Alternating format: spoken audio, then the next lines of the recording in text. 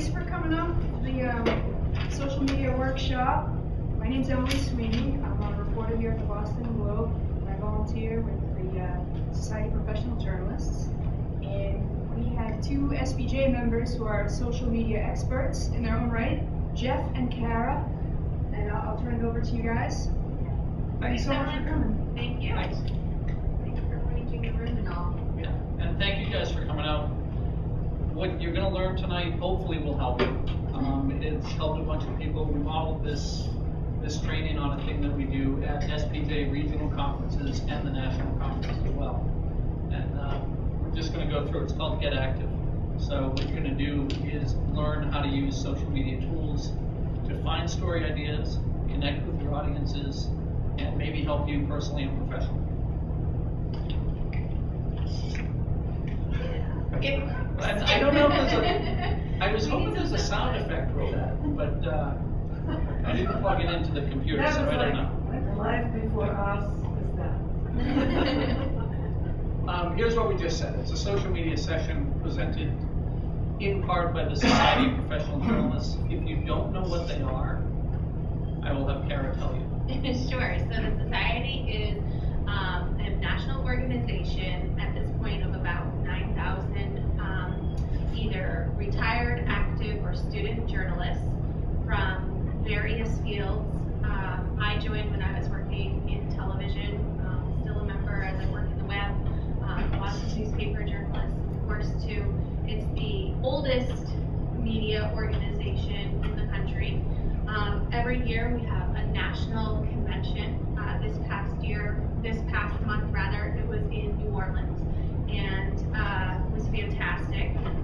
Next year is in Fort Lauderdale on September 20th through the 22nd, and you can go to the website spj.org to find out more.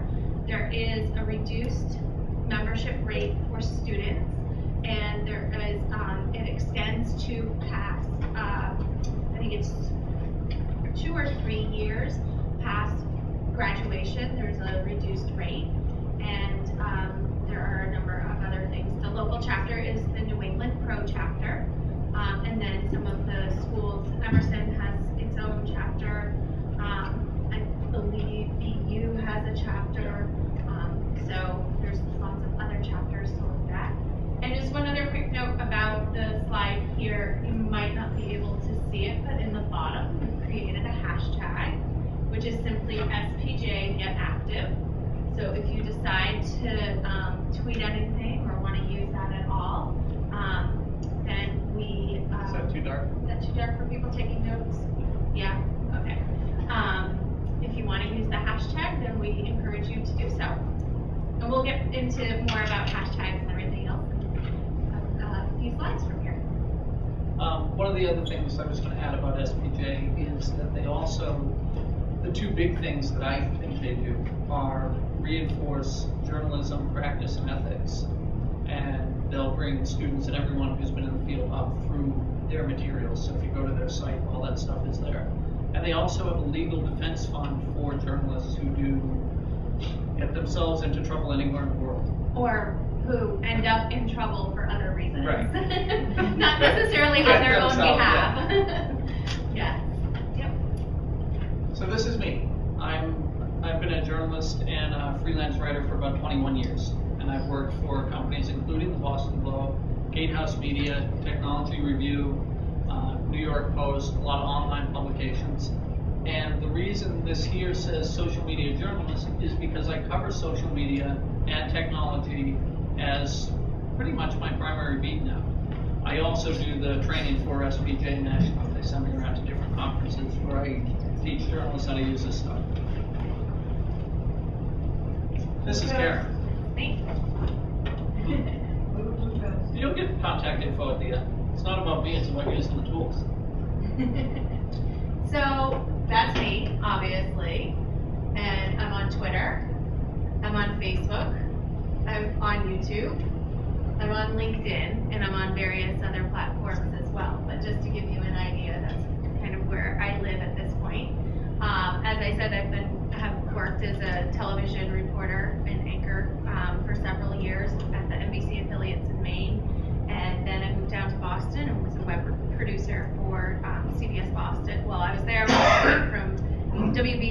cbsboston.com to cbsboston.com. So I consider myself at this point multimedia journalist, in that I can report, write, interview, obviously all those things that go along with reporting, shoot video, take audio, put it on the web, and use all of these platforms as well. So a lot of what all of you are doing too.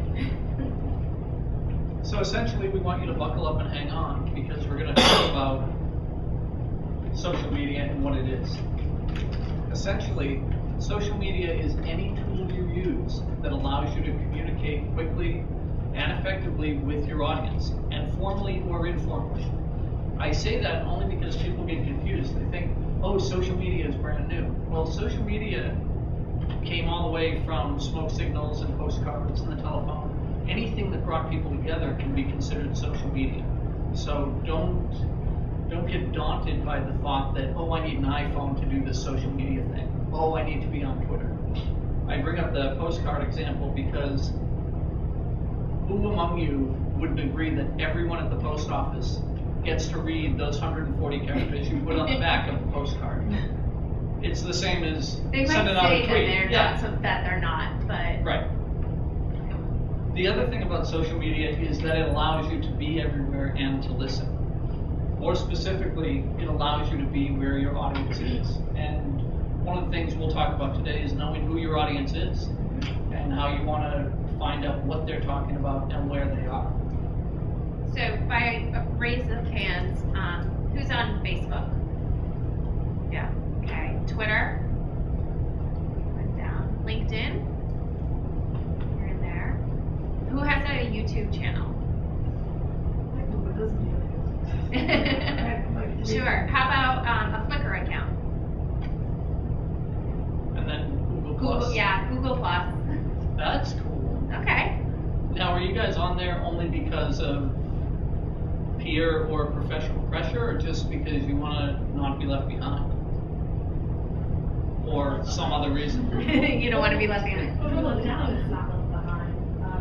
Because I found that's more like networking for people, social networking as far as like making contact, so it's not behind. Yeah. Now, when Kara was asking, how many people are using Facebook and LinkedIn and Twitter professionally, not personally?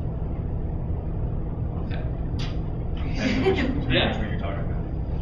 Okay. It depends on the time of day, probably, or even the day. Yeah. So we talk about listening and using these tools to listen, and the fact that all of them allow you to be everywhere and listen at the same time.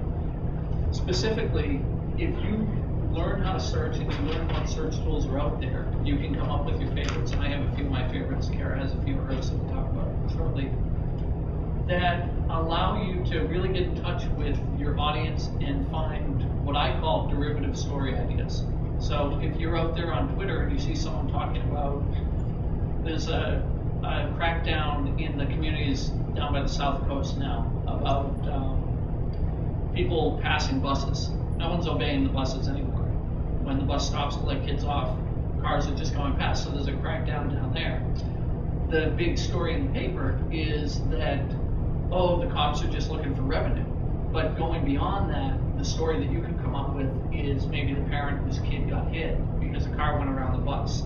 You can get that idea from what people are talking about. And you can set yourself up to communicate with people by knowing these tools. Sharing is definitely caring.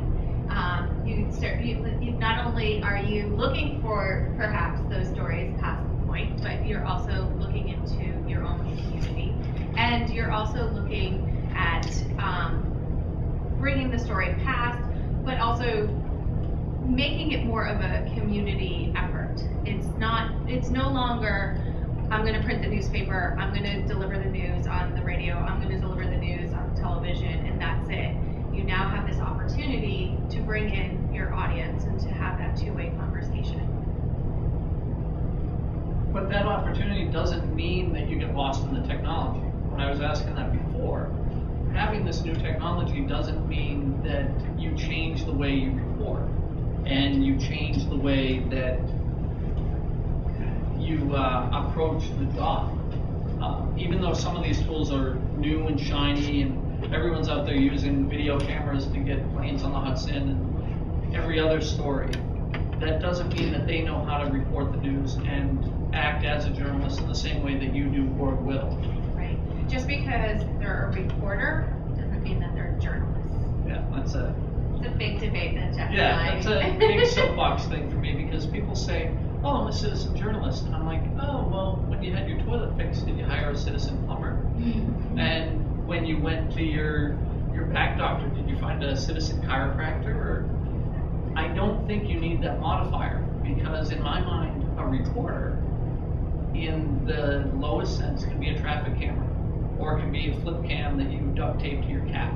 Because all it does is report the news. It just collects that information.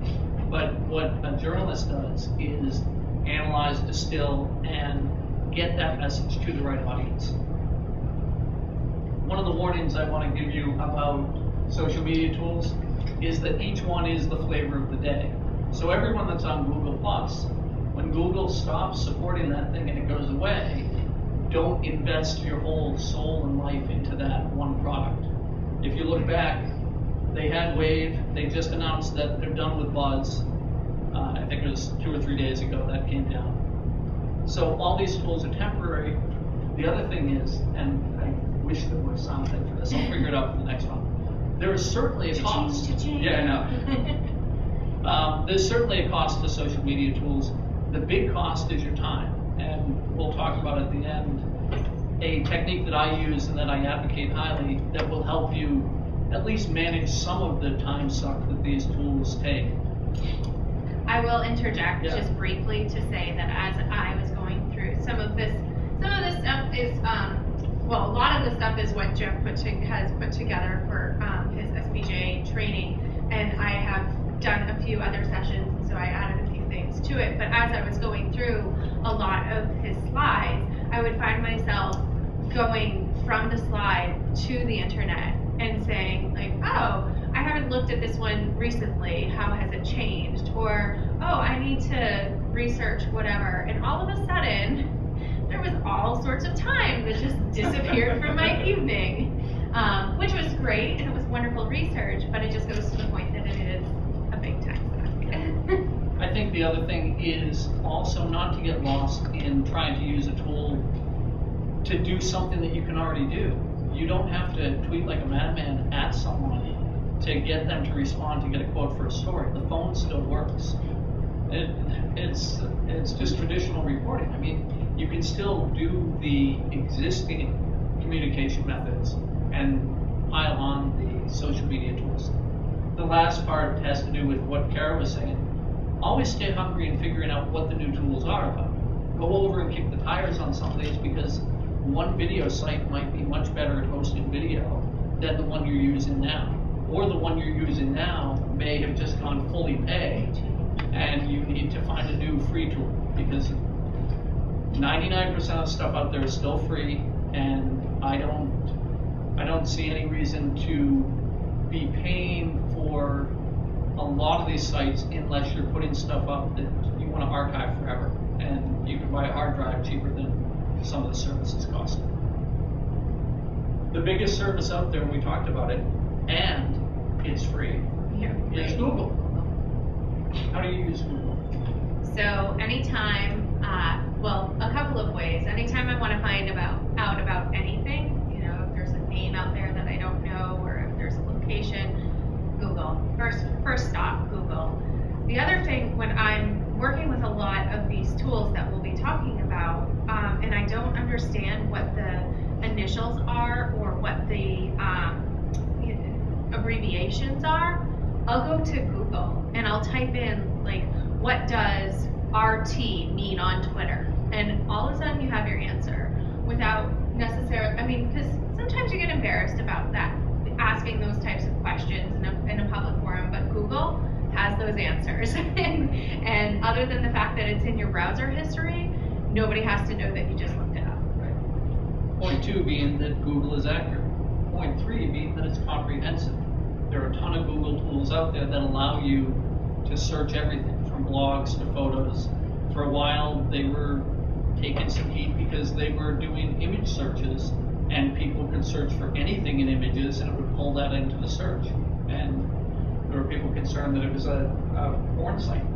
Right. Other There were countries are like, some questionable photos that would have. but it searches everything. And now that it's tied in through your Gmail to your G+, to YouTube, which they own, it's gathering more and more information, which makes it more accurate, but makes it also a little scary. There's a lot. Yeah. I personally love Jeff's acronym for Bing. Bing is not Google. And I don't use it because Google already does everything that Bing would do anyway. Does anybody use Bing on a regular basis? No. Does everyone have a Mac or a PC? Or how are we split? How about Mac? Let's see, Mac. Okay, and PC? Okay. Okay. Yeah. Only the reason I said is because PCs are trying to preload Bing into their browser, but they sometimes give you an option when you're loading new software into it, whether to choose that as your default browser or not. Jeff, what's Google Plus? Google Plus is something we'll cover in about 30 slides. But it's a social network. It's a new social network through Google.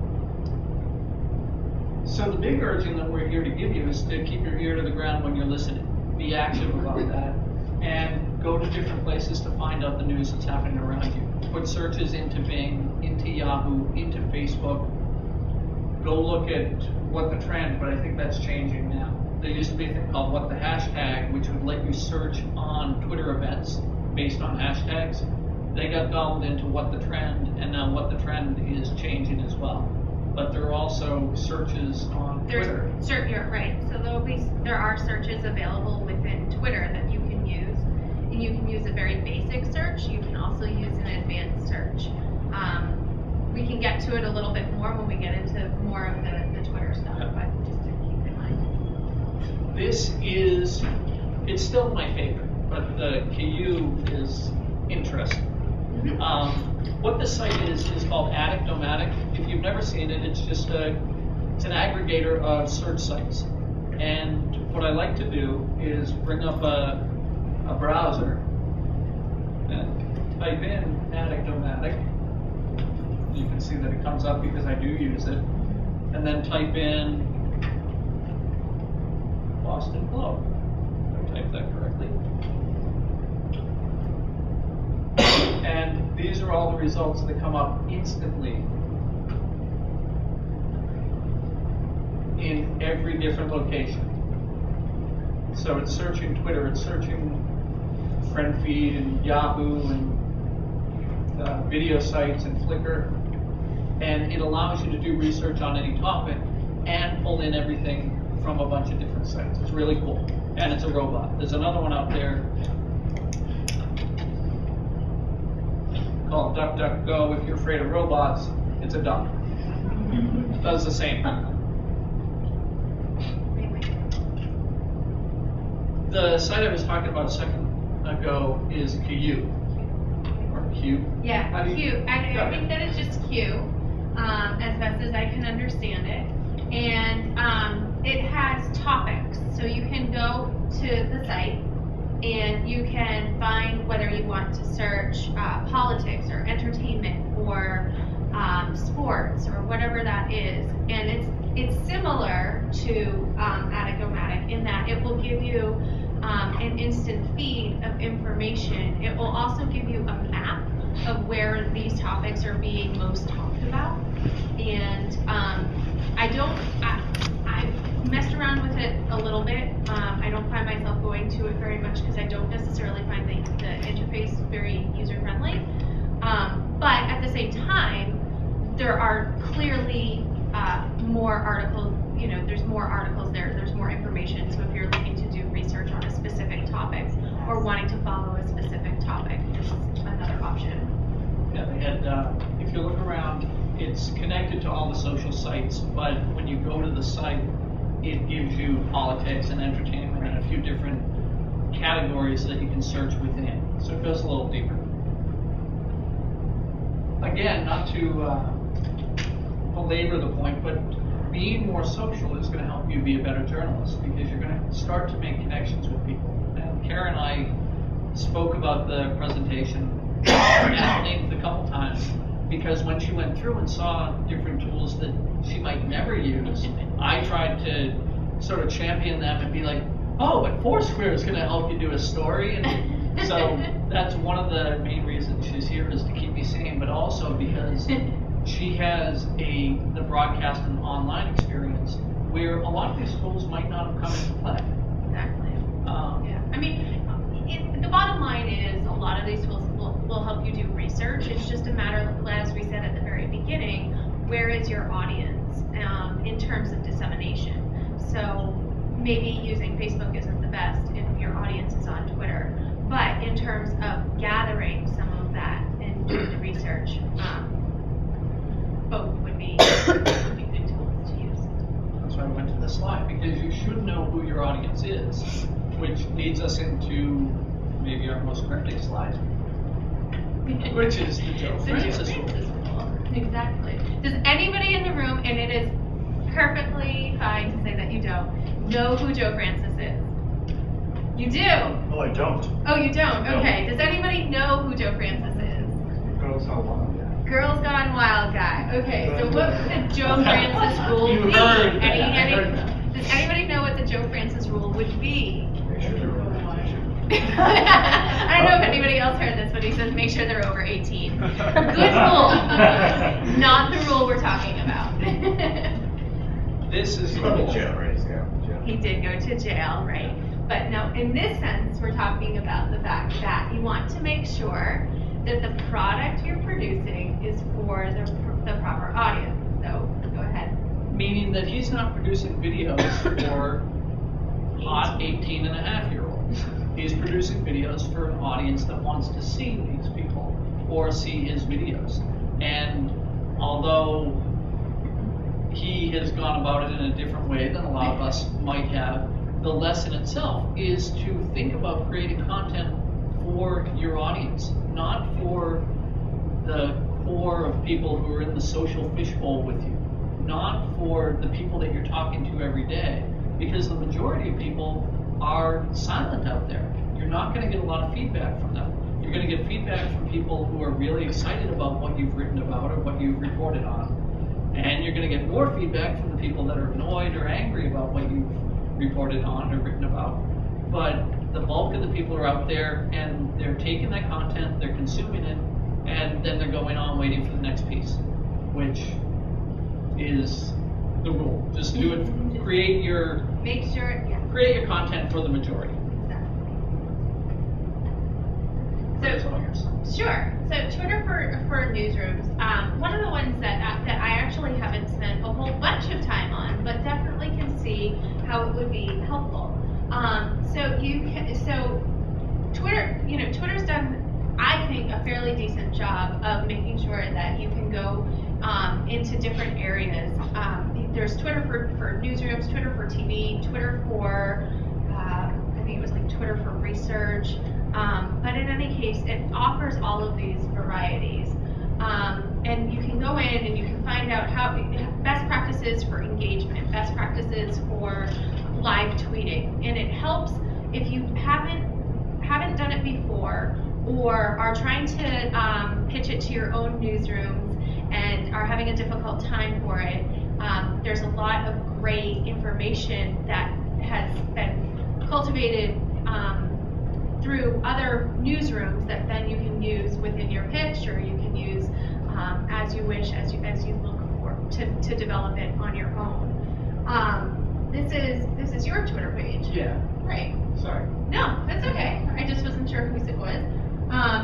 Anybody who hasn't been on Twitter before, this is what it looks like. This is the web basis of Twitter. Show of hands, who uses the web Twitter version? Okay. Now there's lots of third-party applications. See, now you can do like Twitter.com. Third-party applications, TweetDeck. Okay. Hootsuite. Okay. use? Not much anymore. That's another tool that Right. had turned, it used to be fabulous for both video and for interacting with Twitter, but it changed. It went away to the point where isn't that useful Yeah. anymore. What else do other people use? Uber social. Yeah. Uber social? Okay. Yeah. And the phone apps, I was just gonna ask, on mobile, what are you inclined to use? Twitter for Android. I'm sorry, Tweetcaster you said, and what? Twitter for Android. Twitter for Android, okay. Does anybody use Echo Phone? No? Okay. Just curious. Twitter search. Oh, yes. So also, twitter.com/search-advanced. If you're signed into your Twitter account, Yeah. this works. If you're not signed into your account, or you don't have an account, you can simply sign up for an account. It's free. And this will allow you to go through and do an advanced search. So not only the words, exact phrase, hashtags. Okay, quick lesson. Hashtag. We've all seen them. Pound sign, number sign with a word. Quick rule. You can't put punctuation into it, otherwise it will break the hashtag. But hashtags are great for following a specific subject. So today, obviously, Gaddafi was trending, was one of the, and Libya was as well at one point, for obvious reasons. And so you can follow conversation by following these specific hashtags. There's a number of different ways. So you might get something there. You won't get something in It wasn't. POS. It will. For those of you that think I might be a moron, this isn't on my screen, it's only here, so.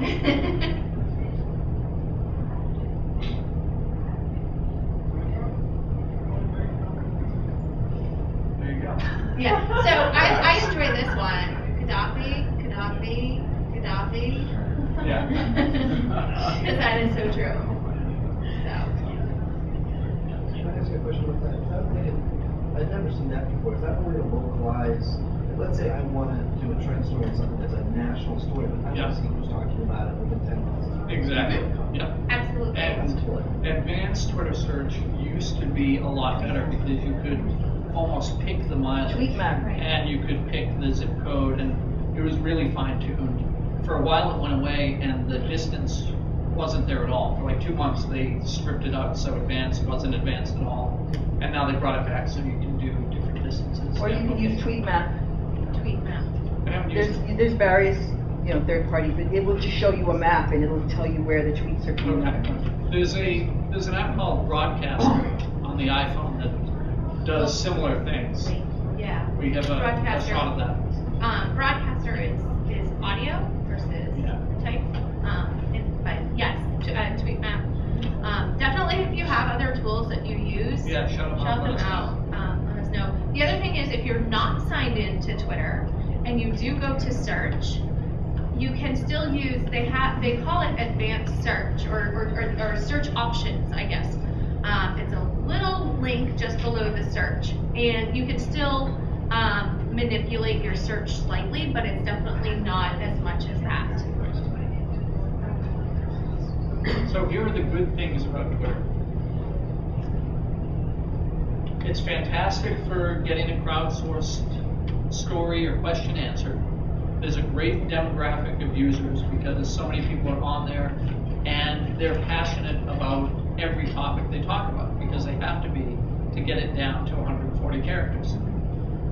The things that I think our Twitter fails are the fact that timing is key. If we tweeted something out right now, or if someone tweeted something out to one of you guys right now, you might not be checking Twitter while you're here, although I would be if I were in the audience. So you're going to miss that, and that message is only going to go by once. Twitter doesn't take kindly to retweeting the same exact tweet time and again, and it stops you even on the web interface from doing that if you try to tweet the same thing more than once. So timing's key. You're going to miss messages. There are obscure rules and etiquette as Kara was talking, about using different abbreviations. And I still contend it might be gone. They've gone through 3 or 4 different companies courting them to buy them and either incorporate them into the bigger company or kill it. I think they're one of the main reasons that Google ended up coming out with Google Plus, because Google could combine them. I think the next slide has some of those Yeah. rules and etiquette, right? So some of the rules and etiquette. So a couple of them that I really, the first 2 are 2 that I really just want to make sure that people understand, because it is a little bit tricky. So you cannot direct message, direct message someone who doesn't follow you. So if you're following somebody and they are not following you, you cannot send them a private message. The next one is, if you want to say something if you want to use somebody's handle, name, Twitter name, at the very beginning of a tweet, in order for everybody who follows you to see that, you need to put some sort of character before it. Often it's a period. So for instance, tonight I tweeted that Jeff Cutler and I were getting ready to present the SPJ social media session. In order for everybody who follows me to see that, and not just the people who follow both Jeff and myself, I put a period before it. If I weren't to do that, only the people who follow Jeff and myself would see that. Does that make sense? When you say everybody means how far? So, Well, if Kara's got 4,000 people following her, right.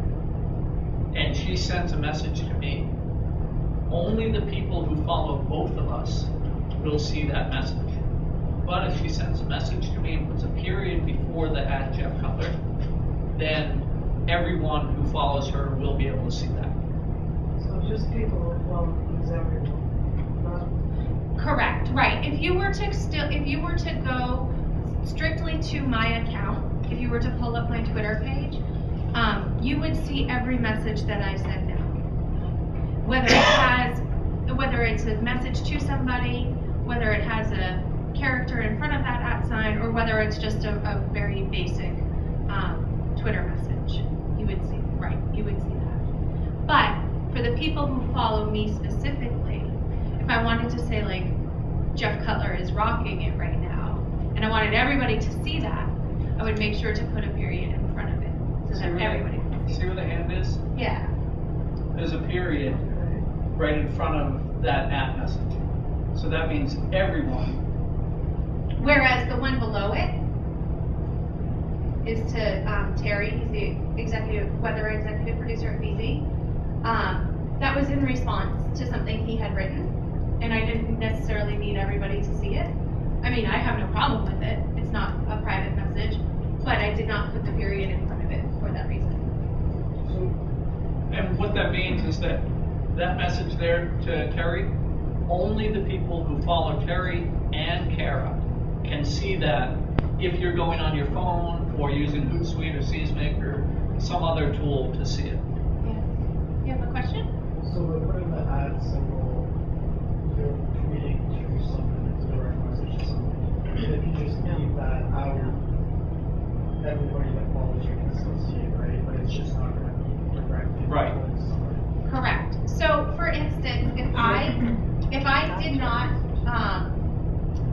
if I left out the @ sign and the period and just said Jeff Cutler and I, even if I put it as his handle, if I didn't put the @ sign before it, then Jeff wouldn't be notified that I included him in a Miss it if message. he doesn't check it within 20 minutes, or if you're like, these are the time. Right. Correct. But if you put that @ it actually flags it, and even if he hasn't been any messages from that, it'll still. Exactly. Because So up I here, just went here. yeah.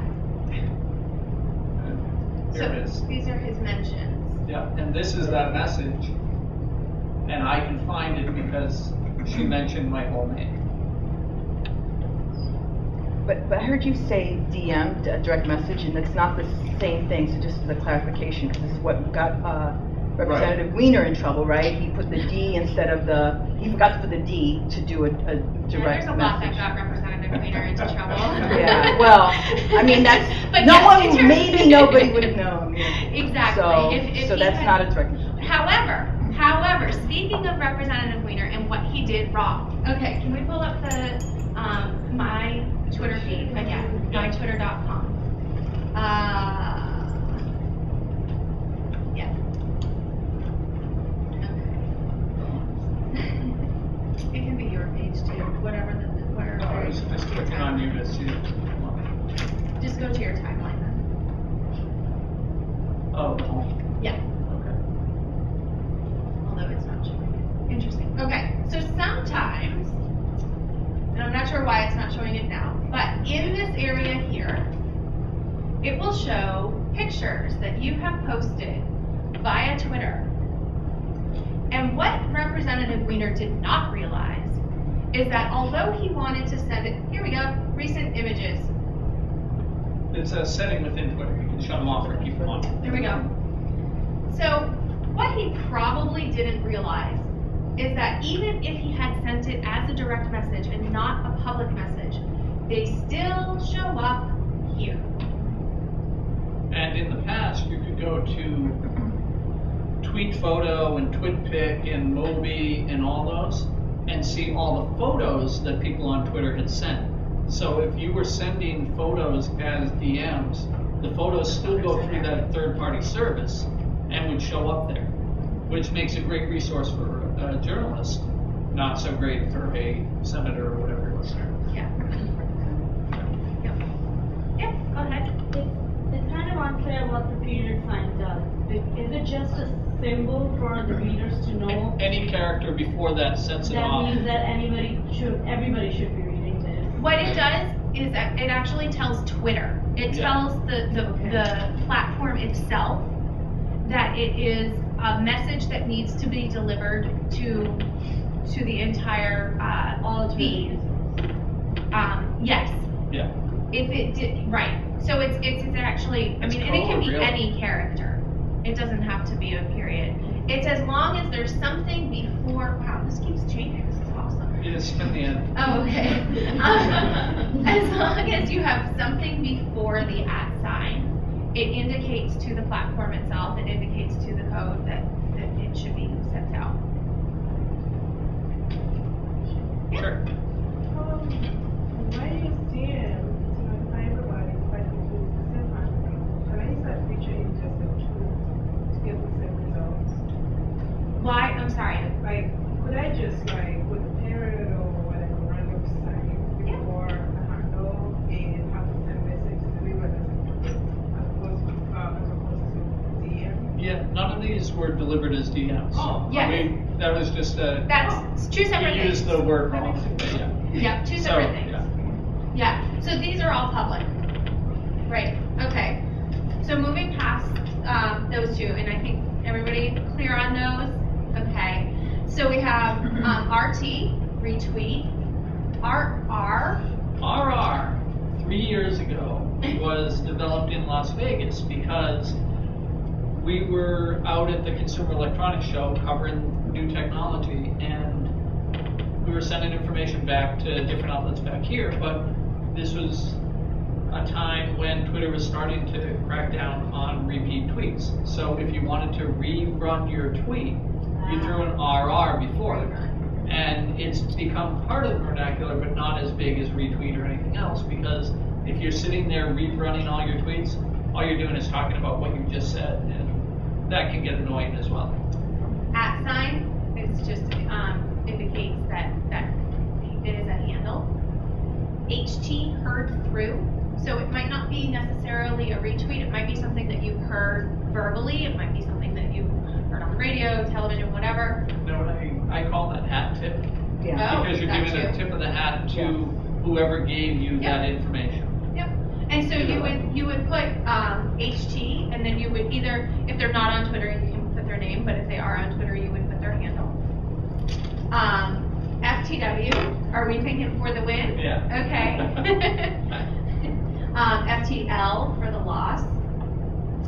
Fail whale. which thankfully I haven't personally seen as much recently. I don't know about the rest of you. I saw it the other day. Okay. One to add to this that's not on here is MT, modified tweet. And modified tweet is very similar to a retweet, but it's modified in some manner so that it is fits 140 characters. Sometimes messages, so if you want to have a message that is retweetable, you want to try to make it less than 120 characters. And even less than that, so probably closer to like 90 to 100, so that other people can add messages to it if they choose to. But sometimes that's not possible, and so sometimes tweets are modified, but you want to make sure that you are giving, you're crediting the first person that you saw it. So you might change the word before to actually be, letter B, number 4. You might also change some abbreviation, change a little bit of wording. Do you want to talk about? No, I'm laughing because I put the MT already in. There you go. No, Twitter can be a little clicky, but like every other social network, you're going to find the people that you're going to hang with. Yeah. The nice thing about Twitter is that you can engage with any other group as well. So you don't have to be hanging around with all journalists all the time. You can reach out to Absolutely. whomever else. The ratio thing is really the big thing for me because I'm a freelancer and have been forever. I don't use Twitter in the same broadcast method that a lot of news outlets do. They like to just broadcast out, here's a link to my latest story, here's a link to us over on Facebook, and so on and so forth. And they send out a high ratio of their tweets as broadcast, as just information to links, and they're saying, look what we've done, we're great. What I like to do is use 60 to 70% of my tweets talking about food and talking about what I had for lunch and what the cat did and what the weather's doing, just because I want to be human to people who are following me. You're still going to get 30 to 40% of links to pieces I've written, or to pertinent trainings that I'm doing, or to the places I've been, or even when I cover an event, I try to live tweet it, so you get a lot of tweets during that session coming through as business. But I think having a balance attracts more people to you than just being a broadcast medium. Speaking of having lots of tweets, Yeah. go to the next slide. If you don't want to, if you don't want to listen to Jeff, if he's at an event, this is a great tool to use, Muter. And the other thing that you can also do is if you know that you're going to be covering an event, or if you know that you're going to be covering a specific topic or whatever it might be, it might also be something that you want to share with the rest of your audience and suggest, I'm going to be covering X, Y, or Z. If you're not interested, I understand. Here is a way that you don't have to listen to me. Right. Because there are going to be people who get upset and don't want to listen, and they'll bitch and complain. But this is an option that you can give them. I smile because one of the things I try and do every other year is go to Paris and cover the Tour de France. And so I have a number of people on Twitter following me because they're professional cyclists or people interested in professional cycling. Well, a couple of years ago, I was at a Red Sox game and I was tweeting the score and everything that was happening in the park for 7 innings. And then I got a tweet from a guy who followed me only for my cycling information. And he was like, dude, I'm unfollowing you. What's with all this baseball stuff? And at the time, I wasn't aware of Muter, and I was like, you only got a couple innings left and then I'm done. I'm only going to a couple of games this year to do this, so hang on and we'll be fine. But Muter is fantastic for weeding out that noise. And it's amazing that you still got reception after the way. That's what I find. That was back with the unlocked and jailbroken iPhone. Yeah. The big thing with Twitter is knowing the rules, knowing what your outlet is going to allow you to do with these social tools. Because your managing editor doesn't want you sitting seemingly texting on the phone all day, or with Hootsuite up on your screen, or just hanging out there just tweeting, because it is a time suck if you're not using it appropriately. Your outlet can also decide how you can use different information that you get via social networks and via Twitter.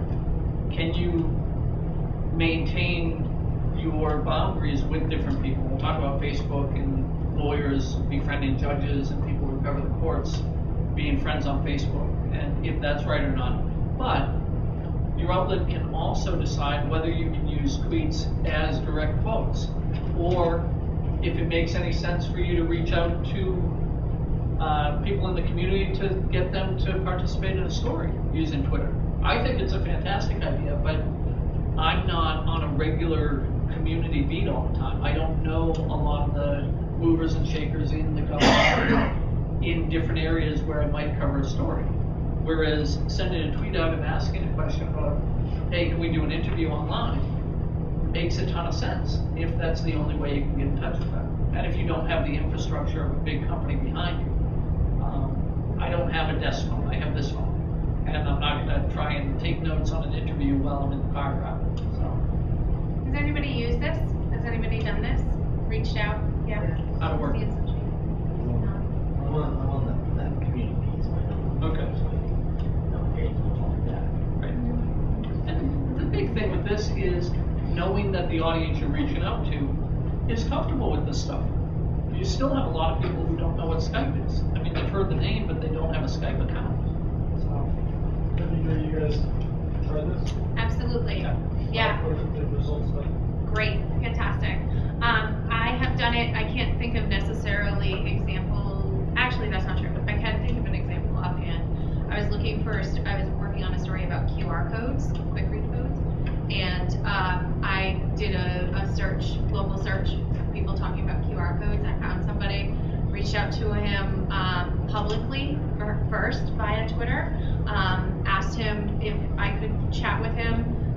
He started following me, so we were able to direct message, and we shared phone numbers, or even phone numbers, I guess, privately, and ended up interviewing him for the story, actually via Skype. But was able to do that, and it was great. But I've done it on numerous times. It works really well. one thing to be sure when you're doing this, do the ad message at them so they get notified that you're looking for them. Right. Don't just send out a blind tweet to the world saying, hey, I need to interview someone about QR codes, Right. because that's going to fall victim to that whole timing thing we talked about before. It'll go out there, and unless your exact audience sees that one tweet at that exact time, it's off the screen. It's somewhere else, and someone else's food photo or kitten video has come through. Now, that's not to say, if there is a timely example would be, if you were looking for somebody in the Boston area today who is from Libya, if you were to put a blanket Twitter message, tweet out there and said, I'm looking to speak with somebody from, and if you use the hashtag Libya, then people who are following that stream, A, they're apt to retweet it, and B, they're also apt to help you. Right. So if you are going to do something like that, where it's not specific, but you're looking for somebody in a specific area or on a topic, and there can be a hashtag that's used, much like this one, then, I love this thing, then that would be something that you would be able to, that can help. We're going to go into Facebook for a second. And I'm sorry to anyone who is here from the other network out there. I use WBUR as a good example in a news outlet that uses Facebook fairly appropriately. They do the same thing, reach out to their audience and ask them different questions about their news gathering process, about the station itself, and about certain topics. The nice thing is that Facebook allows you to have longer conversations. It lets people comment on different things that you've created and really participate. It's not 140 characters. We're going to go into the great things about Facebook in a second, but one is that you can share all sorts of different content there. You got video, you got links, you got photos, and I think sources that you might reach out to there feel a little more comfort there because they've been there longer. Facebook's been around, you have a bigger audience too. Companies that are using it are all over the place. I kept WPTV up there because they're down in Florida and they've been on there for quite a while. They now have, I don't know what they have for numbers. Yeah, but- that's old. Yeah, that's almost a year old now, but they've got a ton of followers and they get good results. Here are the reasons I love Facebook. A lot of people, almost 800 million people. There's no pressure to be brilliant because you don't have to edit yourself down to 140 characters. You can just share what you're thinking and reach out to different people. You can also be very targeted in what you reach out to. If anyone's played with Facebook ads before, they allow you to target your ads all the way down to a single year of someone's age and their zip code. The reason I bring this up is because I have friends who are photographers for weddings. They use this to target brides. And what they do is target ads in a certain area for women between the ages of 23 and 27. And they do phenomenally well. Who got married after the age of 27, well, sorry. Yeah, there you go. Facebook's also very versatile. I hate Facebook because they don't listen. They change stuff all the time, and we all know that. They have a convoluted structure still in, okay, who am I following now? Whose feed Am I am I seeing? subscribed to somebody? How Am I come friends can with see, them? Yeah, how can I see these photos? Can people see all my photos? It's very trendy, and it's definitely not as versatile as it could be for having other conversations. They did buy Skype, if I'm not mistaken. So if that gets gobbled into it and integrated, that could be a game changer. Which it sounds like it will be. Yeah. Couple of notes on Facebook too, additional notes on Facebook. There's a group called Facebook for Journalists, and it's run by Vadim, I can never pronounce his last name, but it's Vadim Listerik or something such as that. If you simply search Facebook for Journalists, you find it. And it offers all sorts of information so that you can, right there. Offers you all sorts of information for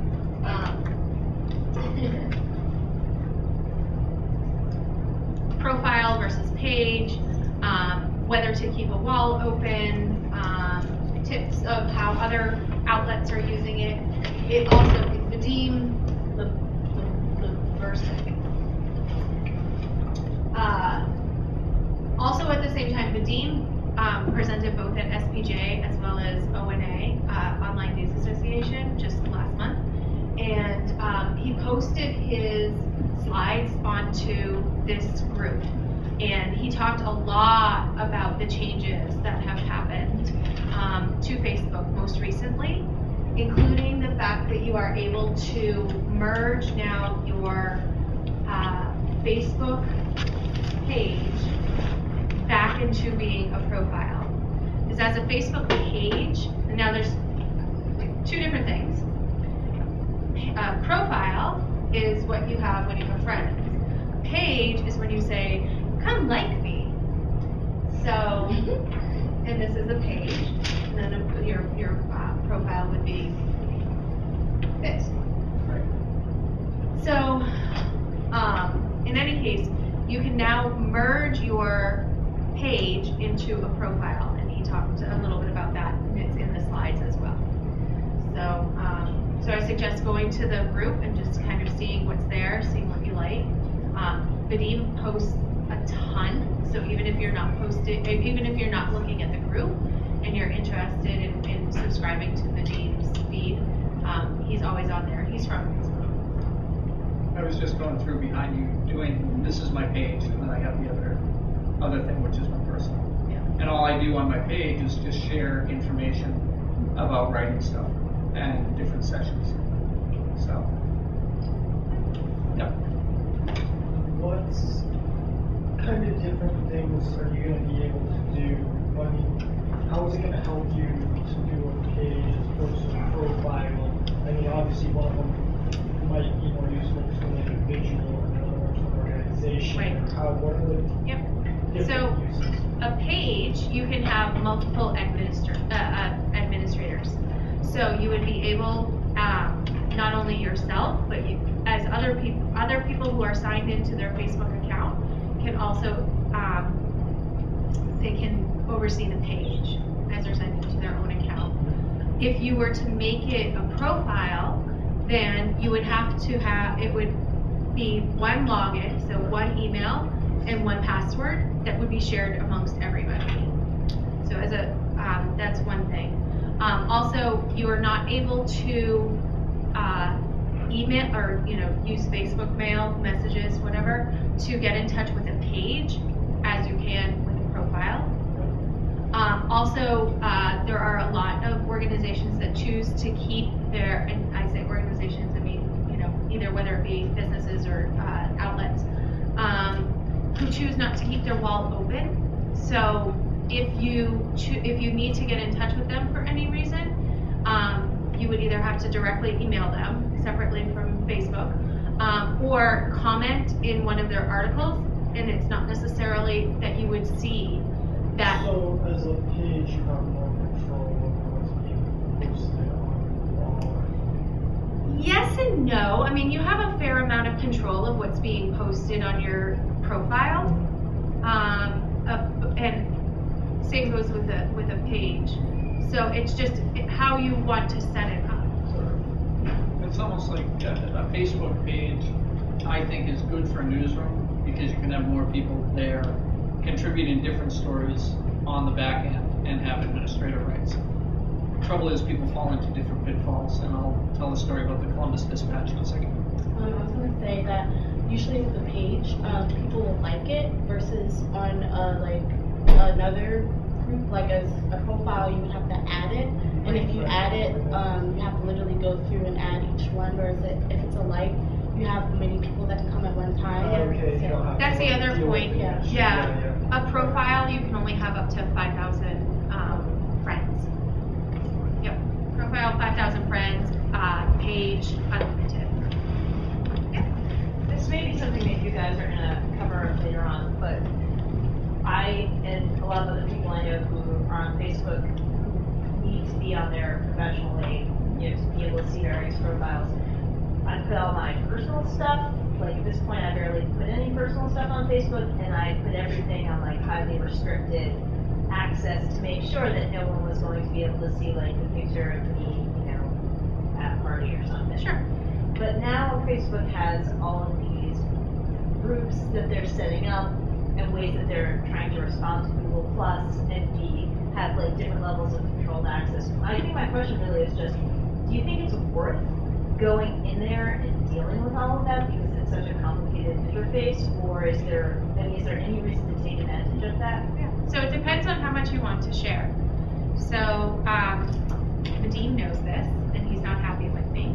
And if he figures out what my last name is, I'll disappear from Facebook. In any case, I have 2 accounts for that same reason. But I also joined Facebook when it very first opened to the general public after opening from college students to the general public. And at that time, it did not have lists. It did not have groups. It did not, the privacy settings were not at all to what it is now. I was working on television at the time, and I didn't want to share pictures of my family vacation with the people who watch me on television. Maybe that was a little selfish of me, perhaps, but at the same time, I also didn't know everybody who was requesting to be my friend, and I just didn't feel comfortable with it. So I've broken terms of service and have 2 accounts, and one is family and one is professional. If I had the ability to combine those 2, I would. Because at this point, I would be able to go in and make lists of close friends and my family who would be able to see those pictures. Now I can do that on my professional page, and that's not a problem. The problem is at this point, I have like between 2,000 and 3,000 friends on that page. So it would take me till the end of the year in order to go through and do that. And it's a pain in the ass. Because the it's not user friendly in terms of doing that. However, if you are just starting another page, or if you have a friend count that's low enough and you want to be able to share that again with your close friends and your family, I would say certainly go ahead and do it. Because from here out, Facebook is only going to try to be more like Google+. It's going to allow lists. It's going to allow the privacy settings. It's going to allow you, only certain people can see this status, whereas everybody can see this status. And it's going to continue to adapt to that because it has to. It's within that marketplace. But it's where you're at in the game, I guess. This is kind of related to that.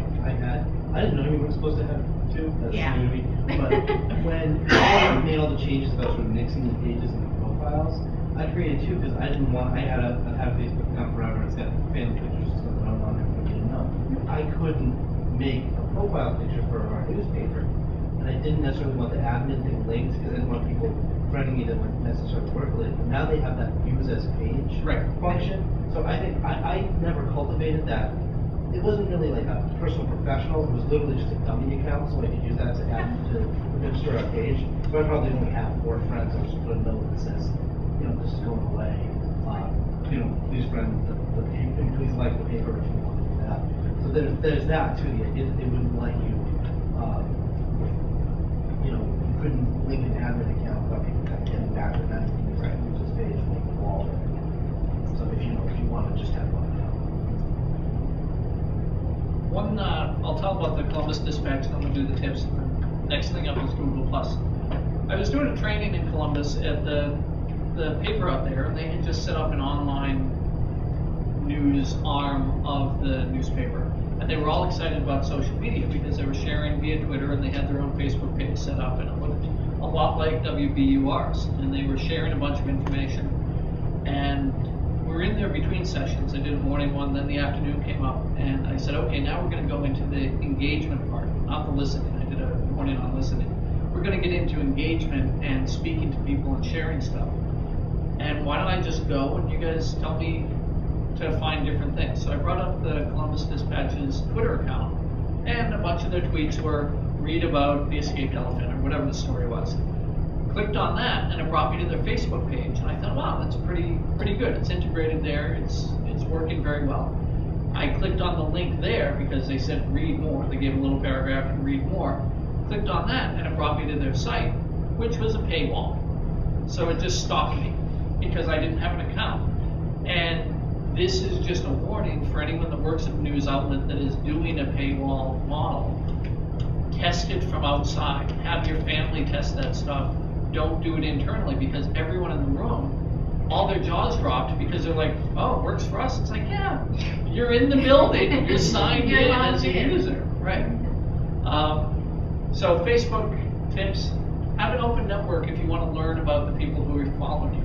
Pay attention to people's status updates, because that can be a great way to find a lead to a lead. And talk about derivative stories. Ask questions of people, because people want to be involved. They want to share their opinions, and they share longer opinions on Facebook than they do on Twitter. The other thing I've seen are people are resharing a bunch of stuff. A lot more. I've seen really high numbers of shares and comments lately. I don't know if it's from pages and news organizations that have a ton of followers, but it seems like people are being more active over there lately than they have been.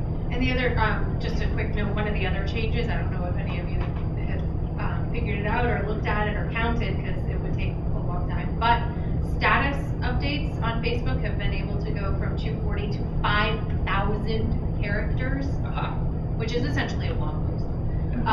And responses are also able to, are also longer. I don't remember exactly what that number is, but I know that they're also longer. Google Plus? Google Plus.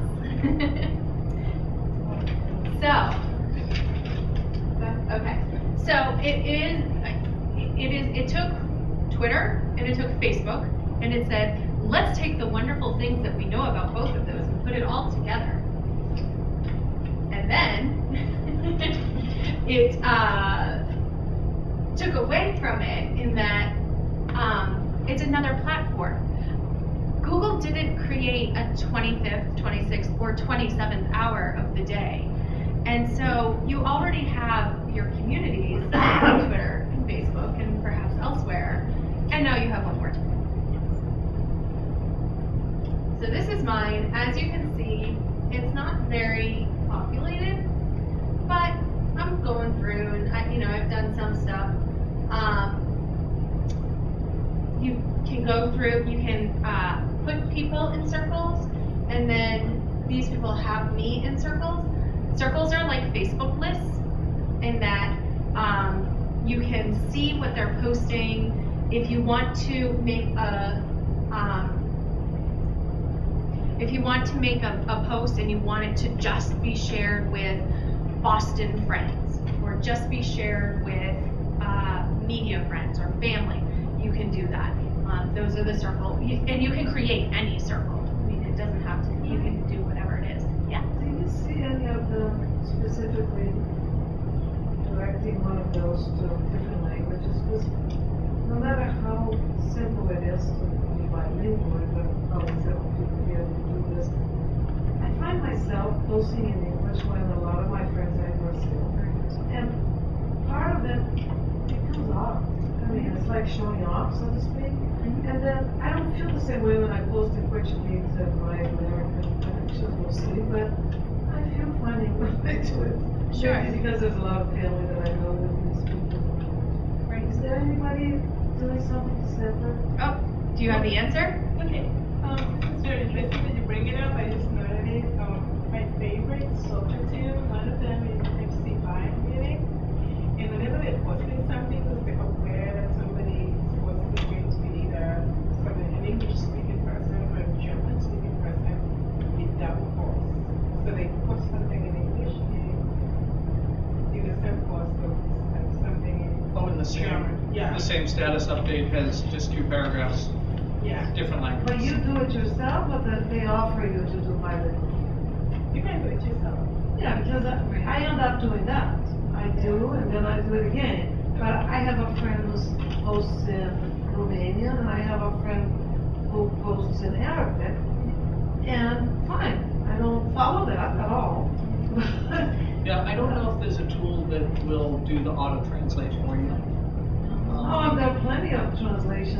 No, But to automatically integrate it yeah. into one of It these, would I don't probably know. be laughable, but in any case, I just thought that if there was a place like Light, that you would just say bilingual, and then it would open too, you would be encouraged, or you could correct the Google if Yeah. you do. I know that in Facebook you can change, obviously, your Like default language. yes. So, and I've never, other than the pirate language, I've never gone and tried it with another foreign language, or a foreign language for that matter, since there is none foreign. But I wonder if that would be something that you would be able. I have to imagine that that's something that Facebook does, because you are able to change your default language. So even if you were to post in English, your friend in Germany or Brazil or wherever would be able to see it in their native language. I know that they are reading the Facebook page in In that language. Right. You're wondering about And the posting post, it. yeah, and if I look for something out of Brazil, in like if I'm in Yahoo, the next thing the page is on Portuguese, and I don't care for that, because I'm used to it. It's kind of weird. Yeah, I don't know. I think it myself. depends on the why. browser and the tool, Yep. whether it does that. What I was gonna show you guys is just how to drag someone into a circle. And I think, I don't know this person. So, she's in no circles, and I'm gonna just drag her and drop her into square pegs. So, this is Google Plus. This is just dragging people, drag them into a circle, and it's that easy.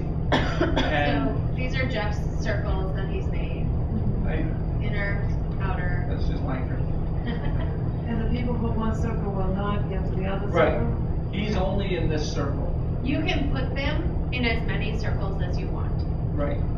And how many hours of the day are you offering? Well, that's the That was why I said they didn't create the 25th, 26th, or 27th hour. Right. The big benefit to Google Plus, in my mind, is that what it allows you to do, if you haven't been fully professionally invested in these other sites, is it allows you to hit the reset button and start from scratch. And it will offer you a lot of the same benefits the other areas do, but you have to realize that your audience may not be there yet either. In fact, the audience of Google Plus at this point. It's all first adopters. Right, so it's, and it's not even, it is 80% men, I wanna say.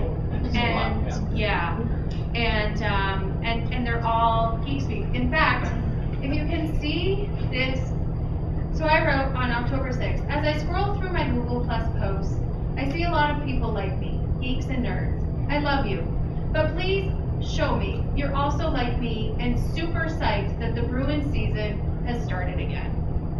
I got one other comment. I am listed in 266 people's categories. So either 265 people weren't on Google Plus and missed it and don't care, or 265 people don't care about the Bruins. Or a combination thereof. Exactly. So. This right here is just a tool that allows you to get your own name in a URL, because right now on Google Plus, it's plus.google.com and then super long, all those numbers. So if you go to gplus.2, you can plug in your Google Plus account and then get your name. So that'll be gplus.2/ whatever your name is. So we're gonna pause for a second, because a lot of people are like, okay, well, what use does this social network have for me, and what does this do? And this chart I stole from a guy I did a presentation with, and he works for CNN. He does all their social work, all their social media training and hiring, and sets up that whole staff. And this is what he came up with. You